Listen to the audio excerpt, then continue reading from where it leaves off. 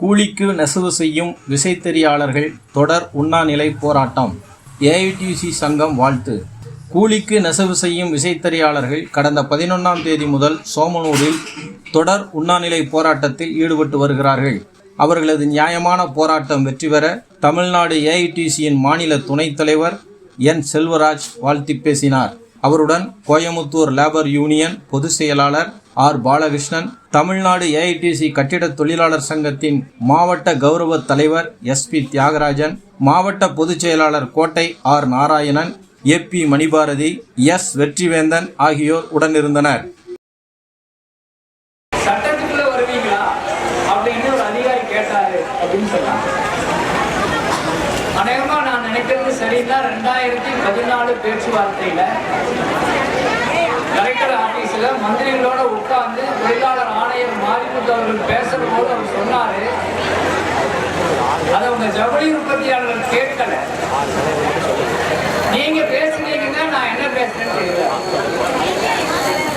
தரக்கோரி அப்படின்னு போட்டிருக்கீங்க. இதை நானும் அன்றைக்கு தொழிலாளர் இணை ஆணையர் மாரிமுத்தும் நாங்கள் 2014 பேச்சுவார்த்தையில் சொன்னோம். உங்க கூட்டமைப்பும் கேட்கல, ஜவுளி உற்பத்தியாளரும் கேட்கல. என்ன சொன்னோம்னா, தொழில் தகராறு சட்டம் 12(3) கீழ் இந்த ஒப்பந்தம் ஏற்படுத்தப்பட வேண்டும் என்று சொன்னோம். தொழில் தகராறு சட்டம் 12(3) அதுக்குள்ள ஏற்படுத்தினா என்ன ஆகும்னா, அதுல போட்டா அந்த சம்பளத்தை குறைக்க முடியாது, குறைச்சு கொடுக்க முடியாது. அது தொழிலாளர் தரப்புல, அரசு தரப்புல, வேலை அளிப்பவர் தரப்புல அல்லது வேலை செய்பவர் தரப்புல, அரசு தரப்புல 3 பேரும் அமர்ந்து கையெழுத்து போட்டு ஒப்புக்கொள்ளுகிற ஒரு ஒப்பந்தம். அது சட்டம். தொழில் தகராறு சட்டம் 12(3)ங்கிறது அதுதான். ஒரே ஒரு வார்த்தை மட்டும் நாங்க மாத்தணும்னு சொன்னோம். ஒரு ஞாபகம் இருக்கா? நீங்க யாராவது பேச்சுவார்த்தையில் கலந்தவங்க இருக்கீங்களான்னு தெரியல. என்ன சொன்னோம்னா, கூலிக்கு நெசவு செய்யும் விசைத்தறி உரிமையாளர் என்று சொன்னீர்கள் என்றால் சட்டத்திற்கு வெளியே போய் விடுவீர்கள். நெசவாளர்கள் என்று சொன்னால் சட்டத்துக்கு உள்ளே வருவீர்கள். இந்த விசைத்தறி உரிமையாளர் என்பதற்கு பதிலாக விசைத்தறியாளர்கள் என்று சொல்லுங்கள். முதலாளி மாஸ்டர் வீவர் ஆயிடுவான். நம்ம உங்களுக்கு நூல் கொடுக்குறவங்க என்ன சொல்லுவீங்க? பில் என்ன பில் சொல்லுவோம் நாம? ஜவுளி உற்பத்தியாளர். ஜவுளி உற்பத்தியாளர்கள் தான் நம்ம முதலாளி, நீங்க தொழிலாளி என்ற அடிப்படையில் கையெழுத்து போட முடியும்னு சொன்னோம். அந்த கையெழுத்து அன்னைக்கு போட்டிருந்தோம்னா இந்த கூலி குறைவு வராது. ஏன் கூலி குறைவு வராது, குறைவு வராது அப்படின்னு சொன்னா, சம்பள பட்டுவாடா சட்டம் 36வது வருஷம் கொண்டு வந்த சட்டம் கொடுத்த சம்பளத்தை குறைக்க கூடாது என்று சொல்லுது. அது எவ்வளவு சம்பளம் கொடுத்திருக்காங்களோ என்னவோ விளாசி குறைஞ்சு போச்சு, விற்பனை இல்லை, தொழில் இல்லை, என்ன சொன்னாலும் அந்த சட்டம் ஒப்புக்கொள்ளாது. குறைத்த கூலியை, கொடுத்த கூலியை குறைக்க கூடாது. இந்த 2 விஷயம் அதுக்குள்ள இருக்கு. அந்த விசைத்தறி உரிமையாளர் என்பதற்கு பதிலாக விசைத்தறியாளர்கள் என்று நீங்கள் உங்கள் சங்கத்தை பதிவு செய்து கொண்டால், இன்றைக்கும் நான் சொல்லுகிறேன், நீங்கள் தொழில் தகராறு சட்டத்திற்குள் வருவீர்கள். உங்களுக்கு போடப்படுகிற ஒப்பந்த கூலியை எந்த கொம்பனாலும் குறைக்க முடியாது. நமக்கு ஒரு சின்ன காம்ப்ரமைஸ் தான். நாம முதலாளிகள் என்றால் இன்றைக்கு ஏன் இந்த பந்தலுக்கு வர வேண்டும்? நாம் முதலாளிகள் என்றால் உண்மையிலேயே நாம் எல்லாம் முதலாளிகள் என்றால் நீங்க வந்திருப்போமா? வந்திருக்க மாட்டோம். எனக்கு தெரிஞ்ச வரைக்கும் இன்றைக்கு தொழிலாளியை வைத்து வேலை செய்து கொள்ளுகிற வசதி இல்லாத விசைத்தறியாளர்கள் குடும்பமே கறி ஓட்டி கொள்ளுகிற குடும்பத்தினர் அதிகம். தொழிலாளி இல்லை அவங்க கிட்ட, அவங்க குடும்பமே 10 தறி இருந்தாலும் ஒட்டுக்கா பாத்துக்கிறாங்க. அதுக்கு மேல ஆள் வேண்டியதில்லை. நாமளே நம்ம பையனே நைட்டுக்கு பார்த்துக்கிட்டோம், அது யாரோ ஒருத்தர் பார்த்துப்போம், வேலைக்கு ஆள் வேண்டாம், நம்ம கட்டுப்படி ஆகலை அப்படின்னு சொல்ற குடும்பங்கள் இன்றைக்கு விசைத்தறிகள் அதிகம். இது உண்மையா பையன் நீங்க சொல்லணும். அது நெசம். ஏன்னா நீ கட்டுப்படி ஆகல, அப்படி இல்லைன்னா இந்திக்காரரை வச்சு சம்பளம் கம்மியா கொடுத்தா ஏதாவது கட்டுப்படி ஆகுமா அப்படின்னு யோசிக்கிறோம். அந்த நிலைமைக்கு நாம போயிருக்கோம். இந்த நிலைமைக்கு நாம் வந்ததுக்கு காரணம் என்ன அப்படின்னா, நான் தெரிஞ்ச வரைக்கும் இந்த நிலைமைக்கு நாம் வந்ததற்கு காரணம், முதலில் நமக்குள் ஒற்றுமை இல்லாதது. இரண்டாவது, ஜவுளி உற்பத்தியாளர்களோடு நீங்கள் பேச்சுவார்த்தையில் உட்கார்ந்தா சம்பள பேச்சுவார்த்தை நடத்துற மாதிரி நான் என்னைக்குமே பார்த்ததில்லை. நான் 1984 தொழிற்சங்க தலைவராக இருக்கிறேன். என் சீனியர் இங்க இருக்காரு, எங்க கூட வந்திருக்காரு. அவனாசியரை உட்கார்ந்துருக்கோம், பல்லடத்துல உட்கார்ந்துருக்கோம், கோயம்புத்தூர் லேபர் ஆஃபீஸ்ல உட்கார்ந்துருக்கோம். மச்சான் இங்க படிக்கலாம் மச்சான், இல்லை மாப்பிள்ள கட்டுரையாளர் மாப்பிள்ள, இப்படிதான் பேச்சுவார்த்தையே போயிட்டு. ஜவுளி உற்பத்தியாளர்களுக்கும் விசைத்தறியாளர்களுக்குமான நடுவில் பேச்சுவார்த்தை எப்படி போயிருக்கு? மச்சான் இவ்வளவு வச்சுக்கலாம், இல்ல மாப்பிள்ள அதெல்லாம் கட்டுரையாளர் இன்னும் கொஞ்சம் வச்சுவாங்க, இப்படிதான் சகஜமா போயிட்டு இருக்குமே தவிர உறவு முறையில போயிருக்கே தவிர முதலாளி அல்லது வேலை கொடுப்பவர், வேலை அளிப்பவர், வேலை அளிப்பவருக்குரிய கூலி வேலைக்காரர்களுக்கு கொடுக்க வேண்டும் என்கிற அந்த கண்ணோட்டத்தில் பேச்சுவார்த்தை இதுவரைக்கும் போனது. அதனாலதான் தொழிலாளர் சட்டத்திற்கு நாம் வரவேன். ஒரு வித்தியாசம் இருக்கு அரசுகளுடைய நடைமுறையில.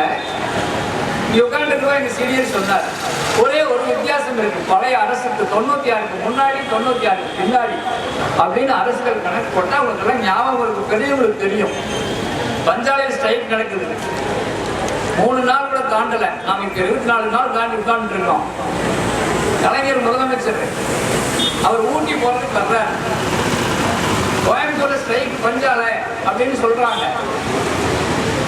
சர்க்கியூட் ஹவுஸ்ல உட்கார்ந்து பஞ்சாலை முதலாளி கூப்பிடுறாரு, நான் என்ன பிரச்சனை அதனால ஸ்ட்ரைக் நடக்குது, என்ன கோரிக்கை நல்லா உங்களை கூப்பிட்டு கேட்கறதுக்கு நான் கூப்பிடல, நான் ஊட்டி போறேன், திரும்பி வர்ற போது ஸ்ட்ரைக் முடிஞ்சு ஒப்பந்தம் ஆயிருக்கணும், அப்படி ஒப்பந்தம் ஆகல எல்லா மில்லையும் கூட்டி சாவி கொண்டு வந்து என் டேபிள்ல வச்சிருக்க, இந்த மில்ல அரசாங்கம் நடத்தும் அப்படின்னு சொல்றாரு.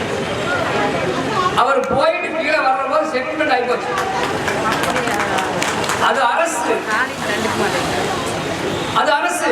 லட்சக்கணக்கான தொழிலாளர்கள் பாதிக்கப்படுகிற போது நம்ம தட்டுல சாப்பாடு போட்டு யாருக்கால் சாப்பிட முடியலையோ அவன் அரசை நடத்த தகுதி படைத்தவன். பக்கத்து வீட்டுக்கார பார்த்துட்டு இருக்கிறோம், நாம என்னைக்காவது சாப்பிட்டு இருக்கிறோமா? கொரோனாவில் நம்ம ஒவ்வொருத்தருக்கு பரிமாறிக்கலையா, இருக்கிறத கொடுத்துக்கலையா, சாதிமதம் பார்த்தோமா? அதே மாதிரி அரசு பார்க்க. இங்க நான் உங்க கூட்டமைப்பை கேட்டுக்கொள்வது என்ன என்றால், கோவையில் இருக்கிற எல்லா தொழிற்சங்கங்களும் இணைந்த ஒரு கூட்டமைப்பு இருக்கிறது, அது அரசியல் இல்லை. அந்த கூட்டமைப்பிற்கு நீங்கள் உறுப்பினராக விண்ணப்பிக்க வேண்டும்.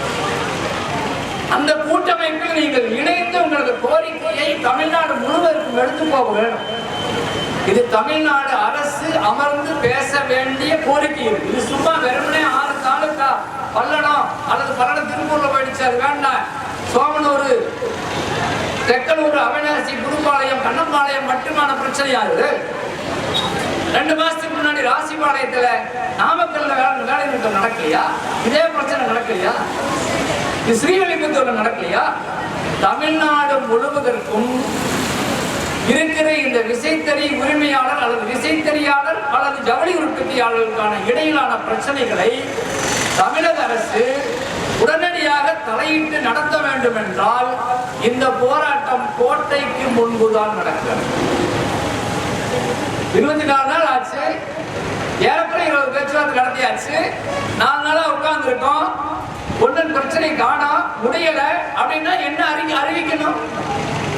தமிழ்நாடு முழுமைக்கும் யாரெல்லாம் விசைத்தறியாளர் சங்கங்களாக இருக்கிறார்களோ அவர்களை தொடர்பு கொள்ள வேண்டும். என்ன பிரச்சனை? இதை தமிழ்நாடு முழுவதுமான பிரச்சனையாக மாற்றி கோட்டைக்கு எடுத்து செல்ல வேண்டும். கோட்டைக்கு வருகிறோம் என்று சொல்லுங்கள், இங்கு பேச்சுவார்த்தை. துப்புரவு தொழிலாளர்கள் நாங்க போன மாசம் கோட்டைக்கு முன்னாடி வந்து மனு கொடுக்கிறோம் அப்படின்னு சொன்னோம். துப்புரவு தொழிலாளிகள் கிராமத்துல வந்து குப்பை கூட்டுறவங்க, நாங்க தான் தலைவர். நாங்க சொன்னோம், நீங்க மெட்ராஸ் பண்ணீங்கன்னா நாங்க அரெஸ்ட் பண்ணுவோம் அப்படின்னு மெட்ராஸ் கமிஷனர் சொன்னார். எழுத்து மூலமா கொடுத்தார், கைது செய்யப்படுவீர்கள் அப்படின்னு. நாங்க ஐஜிக்கு ஒரு லெட்டர் கொடுத்தோம், நாங்க பஸ் எடுத்து செலவு பண்ணி மெட்ராஸ்க்கு வந்து நீங்க அங்க அரெஸ்ட் பண்ண வேண்டாம், ஒவ்வொரு மாவட்டத்திலையும் நாங்க எங்க வரணும்னு சொல்லுங்க, நாங்க அங்க வந்து அரெஸ்ட் ஆகிக்கிறோம் சொன்னோம். எழுத்து மூலமா சொன்னோம்.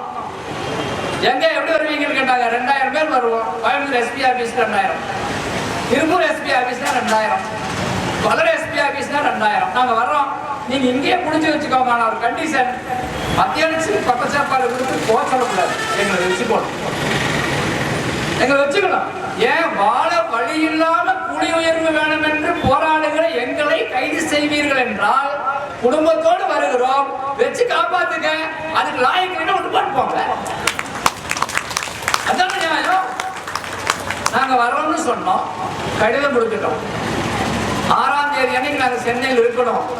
4ஆம் தேதி அன்னைக்கு எங்களுக்கு தந்தி வந்ததுங்க மெசேஜ்ல. தலைமை செயலாளர் பேச்சுவார்த்தை கலைக்கிறார், வாருங்கள் பேசுவோம். இப்ப இந்த அறிவிப்பு வந்திருக்கு. போன 9ஆம் தேதி அன்னைக்கு நடந்த சட்டசபை கூட்டத்தில் அந்த தொழிலாளர்கள் குறித்து, கிராம துப்புரவு தொழிலாளர்கள் குறித்து என்ன, அவர்களுக்கு என்ன கோரிக்கை இருக்கிறது நிறைவேற்றுவது சம்பந்தமா சட்டசபையில் அறிவித்திருக்கிறார். ஒரு போராட்டம் வல்லமை பெற வேண்டும் என்றால் நாம் ஒரு சார்பு அரசியல் நிலையிலிருந்து விலகி பணியாளர்கள், வேலையாட்கள், வேலை செய்பவர்கள், விசைத்தறியாளர்கள், நெசவாளர்கள் என்று ஒன்று சேர்ந்தால் மட்டும்தான் நம்முடைய கோரிக்கையை நாம் வெற்றி பெற முடியும். நாம் உரிமையாளர்கள் என்றால் உரிமையாளர்கள் எதற்கு போராடுகிறார்? உரிமையாளர்களை நாம் கேட்க வேண்டும். உரிமையாளர்கள் யார் பக்கம் அரசு நிற்பது? யார் பெரிய முதலாளியோ, யார் பலமான முதலாளியோ அவர்கள் பக்கம் தானே அரசு நிற்கும். இதனை காலகாலமாக வரலாறு. பெரும் முதலாளிகளை காப்பாற்றுவதற்காகவே அரசு படைக்கப்படுகிறது, பெரும் முதலாளிகளாகவே அரசு வாழ்கிறது. அரசுகளை பெரும் முதலாளிகள் சுண்டு விலை நடத்துகிறார்கள். அப்ப சிறு முதலாளிகளுக்கும், வேலையாளர்களுக்கும், இசைத்தறியாளர்களுக்கும், நெசவாளர்களுக்கும் என்ன நியாயம் கிடைக்கும்? நியாயத்தை பெறுவது எப்படி? விசைத்தறியில் சம்பந்தப்பட்ட ஒருவர் வெளியில் இல்லாமல் இந்த கூட்டமைப்புக்குள் வர வேண்டும். இந்த கூட்டமைப்பு மாவட்டம், மாநிலம் தழுவிய தொழிலாளர் கூட்டமைப்போடு அல்லது கொடிசியாவோடு, சைமாவோடு, சிக்குமாவோடு இணைய வேண்டும். அவர்களுடைய ஆதரவையும் பெற வேண்டும். கோட்டையின் கதவு தட்டப்படும், எங்களுக்காக திறக்கப்படவில்லை என்றால் உடைக்கப்படும் என்ற நிலைமையை ஏற்படுத்துகிறது. அந்த திண்மை, அந்த நேர்மை நம்முடைய தொழிலில் இருக்கிறது. அனைவரும் ஆடை உடுத்துவதற்கு காரணமானவர்கள் நாம் தான். நம் ஜாதி ஒன்று பிறக்கவே இல்லை என்றால் இந்த சமூகம் முழுக்க அம்பலமாக இருக்கும் என்கிற உண்மையை ஆட்சியாளர் புலத்த வேண்டும் என்றால் நம்முடைய போராட்டம் வீரியம் மிக்கதாக இருக்கும். இன்னும் எல்லாம் வர்றவங்கள பேசி போறீங்க, அங்க போய் என்ன போறீங்க? கேள்வி கேட்டு பிரயோஜனம் இல்லை. இந்த சிவப்பு கோட்டை தாண்டுன்னு அந்த காலம் முடிஞ்சது. அரசியல் கட்சியின் சார்பில் பேசுவதற்கு வருகிறவர்கள் பேசலாம். இந்த வேலை உட்கார்ந்து இருக்கீங்க, கொஞ்ச நேரம் பேசிட்டு போலாம். நானும் அப்படிதான். நான் இந்த பக்கம் வெளியே போனா என்னோட சொந்த வேலையை பார்க்க போயிடுவேன். நான் ஒட்டுமொத்தமான இயக்கமாக இதை மாற்றுகிற வல்லமை இருக்க வேண்டும். ஒரு ஆதங்கத்தில் நான் இந்த இடத்துக்கு வந்தேன். நான் ஒரு கைத்தறி நெசவாளி, இந்த விசைத்தறியை பற்றி தெரிந்தவன், இந்த பேச்சுவார்த்தையில் பங்கெடுத்தவன். இந்த சட்டத்தின்படி இந்த ஒப்பந்தம் போடப்பட்டிருந்தால் இந்த கூலி குறைவு ஏற்பட்டிருக்காது என்கிற ஆரம்பத்தில் நான் இங்கு வந்தேன். நான் இப்பவும் சொல்லுகிறேன், தொழில் தகராறு சட்டம் உங்களுக்கு பொருந்தும். தொழில் தகராறு சட்டத்திலேயே இருக்கிறது. முதலாளிக்கும் இடையிலான பிரச்சனைகளை தீர்த்து வைக்கலாம். வேலை அளிப்பவருக்கும் வேலையாளுக்கும் இடையில் இருக்கிற பிரச்சனைகளை தீர்த்து வைக்கலாம். வேலை அளிப்பவருக்கும் வேலை செய்பவருக்கும் தொழிலாளிக்கும் இடையில் இருக்கிற பிரச்சனைகளை தீர்த்து வைக்கலாம். அதற்கு இவர்கள் தான் அதிகாரி என்று இருக்கிறது. அதனால்தான் அன்றைக்கு மாரிமுத்து, இன்றைக்கு சாந்தி மேடம் இருக்கிற அதே இடத்தில் இருக்கிற மாரிமுத்து சொன்னார், நீங்கள் 12 12 ஒப்பந்தத்தில் போட வேண்டும். கலெக்டர் முன்னிலையில் பேசி கையெழுத்து போட்டு விடுவது நிலைக்காது. கலெக்டரை விட லேபர் ஆபீசருக்கு அதிகாரம் குறைவுதான். ஆனால் லேபர் ஆபீசர் போடுகிற கையெழுத்து எழுத்துக்கு அதிகாரம் அதிகம். அது வசூலித்து கொடுக்கும். கொடுத்த கூலியை குறைக்க கூடாது என்று சட்டம் சொல்லும். குறைத்து விட்டார்கள், திருப்பி பெற்றுக் கொடுங்கள் என்றால் தொழிலாளர் நீதிமன்றம் பெற்றுக் கொடுக்கும். தொழிலாளர் நீதிமன்றத்தில் நாம் தொழிலாளி என்று நிரூபிக்க வேண்டும். ஆகவே நாம் விசைத்தறியாளர்கள் என்று நம்மை நாம் சொல்லிக் கொள்கிறோம். விசைத்தறி உரிமையாளர்கள் என்றால் தொழிலாளர் நீதிமன்றம் திறக்காது. விசைத்தறியாளர்கள் என்று தொழிலாளர் நீதிமன்றத்திற்கு போனால் நம்முடைய எல்லா கோரிக்கையும் வெற்றி பெறும். நிச்சயமாக நாம் எதிர்காலத்தில் நம் தொழிலை பாதுகாத்துக் கொள்ள முடியும். கடைசியாக ஒன்றே ஒரு வேதனையை மட்டும் சொல்லி முடிக்கிறேன். இது பெரும் முதலாளிகளின் காலம். எது நமக்கு உணவளிக்கும் தெய்வம் என்று நினைத்து ஒவ்வொரு ஆயுத பூஜை அன்றையும் பொட்டு வைத்து பூ வைத்து போரில் வணங்கி இருக்கிற தறிகளை நாமளே எடுத்து எடைக்கு போடுகிற நிலைமைக்கு நாம் வந்திருக்கோம். பல குடும்பங்கள் தறிகளை எடைக்கு போட்டுவிட்டு வேறு தொழிலுக்கு மாறி போயிருக்கிறார். இந்த நிலை நமக்கு ஏன் வந்தது என்றால், மன்மோகன் சிங் இருக்கிற போது கொண்டு வந்த புதிய பொருளாதார கொள்கை. இங்கிருக்கிற துணிகளை ஏற்றுமதி செய்கிற சூழலில் வெளியில் இருக்கிற துணிகளை இறக்குமதி செய்தால் இங்கு தொழில் பாதிக்கப்படும் என்று நாங்கள் அன்றைக்கு சொன்னோம். விவசாயிகளிடம் சொன்னோம், தொழிலதிபர்களிடம் சொன்னோம், சிறு முதலாளிகளிடம் சொன்னோம். நாங்கள் சொல்லுவது அவர்களுக்கு அப்போது புரியவில்லை. இப்போது பட்டு தெரிந்து கொள்ளும். நாம் நம்முடைய வேலையை பறிக்கிற பணியை அந்த புதிய பொருளாதார கொள்கை இன்றைக்கும் செய்கிறது. அதை தடுப்பதற்கு என்ன வேலை என்று நாம் ஒரு பெரிய சங்கமத்தில், பெரிய கூட்டமைப்பில் இடம்பெற வேண்டும். நம்முடைய வாழ்க்கையை நாம் காப்பாற்றிக் கொள்ள வேண்டும். இந்த பெருமுதலாளித்துவத்திற்கு இருந்து நம்மை விடுவிக்க வேண்டும். நமது தொழில்களை பாதுகாக்க வேண்டும் என்கிற அக்கறையோடு இந்த போராட்டம் நடக்க வேண்டும். இது இன்றைக்கு தீர்ந்து போகிற பிரச்சனை அல்ல. 2014 பிறகு எந்த ஒப்பந்தமும் போடப்படவில்லை என்பதை விட ஒப்பந்த கூலி குறைக்கப்பட்டிருக்கிறது என்பதுதான் இங்கு பிரச்சனை. நான் இனி ஒரு முறை ஒப்பந்த கூலி குறைக்கப்படக்கூடாது என்றால் தொழில் தகராறு சட்டப்படி இந்த ஒப்பந்தம் ஏற்படுத்தப்பட வேண்டும் என்று நான் வேண்டிக் கொள்கிறேன்.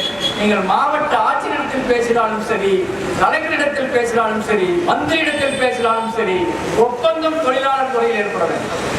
தொழிலாளர் துறை அதிகாரி முன்னிலையில் தான் இந்த ஒப்பந்தம் ஏற்பட வேண்டும். அதுதான் உங்களை பாதுகாக்கும் என்பதை எனக்கு தெரிந்ததை சொல்லி, இத்தனை வெயில்ல இவ்வளவு பேரு இந்த போராட்டத்தில் பங்கெடுத்துக் கொள்வது வாழ்வா சாவா என்கிற இடத்தில் இருக்கிறோம் என்பதை நாங்கள் உணர்கிறோம். அரசு உணர வேண்டும். எங்களால் இயன்ற அனைத்து உதவிகளையும் நாங்கள் செய்வோம். எங்கெல்லாம் கொண்டு செல்ல வேண்டும், இந்த பிரச்சனையை கொண்டு செல்ல வேண்டுமோ நாங்கள் கொண்டு செல்வோம். அனைவருக்கும் வணக்கம். என்னோடு நம்முடைய சீனியர் பாலகிருஷ்ணன் அவர்கள் வந்திருக்கிறார்கள். எங்களுடைய தலைவர் எஸ். தியாகராஜன் வந்திருக்கிறார். எங்கள் தலைவர் நாராயணன் வந்திருக்கிறார். எங்களுடைய இளைஞர் பெருமட்டத்தினுடைய செயலாளர் வெற்றிவேந்தன் வந்திருக்கிறார். இந்த போராட்டத்தின் தலைமை தாங்கிற 6 சங்கத்தினுடைய தலைவர்களுக்கும் எங்களது ஆதரவை தெரிவிக்கிற வகையில் எங்களது தலைவர்கள் கைத்தறியாளை அறிவிப்பார்கள். உங்கள் அனைவருக்கும் தமிழ்நாடு AITUC சார்பில் புரட்சிகரமான போராட்ட வாழ்த்துக்களை தெரிவிக்கிறோம். உங்கள் துயரங்களை நாங்கள் உணர்ந்திருக்கிறோம். ஒரே இடத்தில் பிரதிபலிப்போம். உங்களோடு என்றைக்கும் இருப்போம். தரம் கோர்த்து செயல்படுவோம். வெற்றி போராடுபவர்களுக்கு தான் கிடைக்கும் என்பதை உறுதி செய்வோம்.